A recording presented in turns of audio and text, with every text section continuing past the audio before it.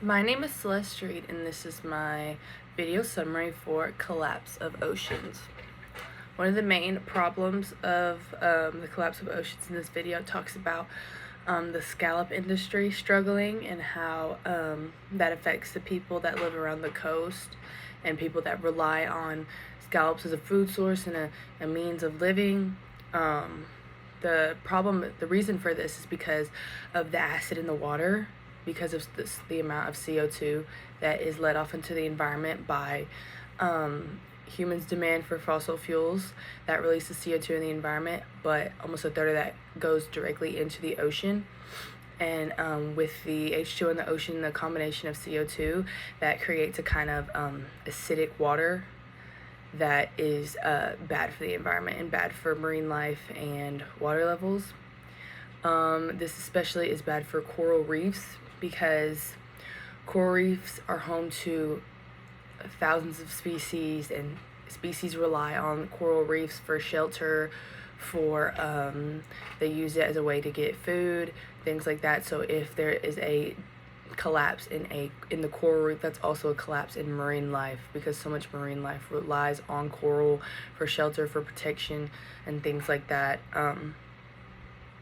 So with the acid in the water and the water temperatures warming, this causes corals to become bleached. If it gets too warm, then the organisms that live in the coral, because coral is a living thing, the organisms will leave the coral, and the coral will eventually bleach and it can die. So this could lead to the extinction of coral, because coral is a living organism. This could lead in the extinction of coral.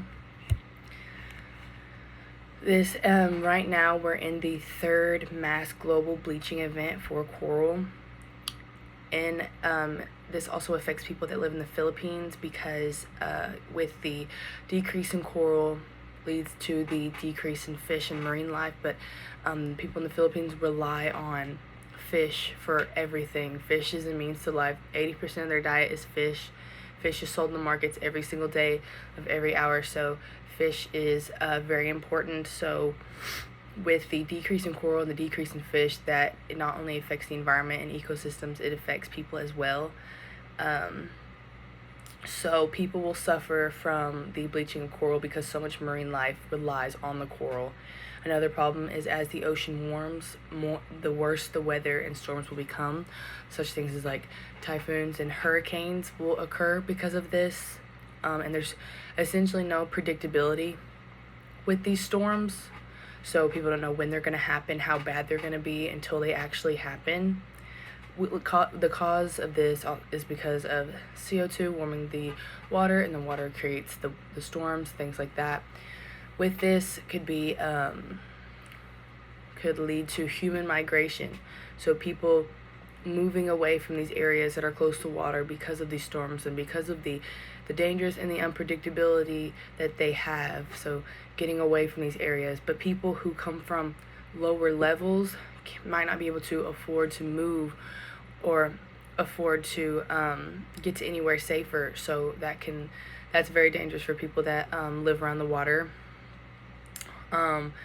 It's said in the video that the only way to help save the planet and the only way to stop what we have done is to decarbonize. So by letting off less carbon, by consuming less fossil fuels, and trying to find other energy sources like using solar energy instead, or different things like that, because carbon essentially is the reason for all of this. By us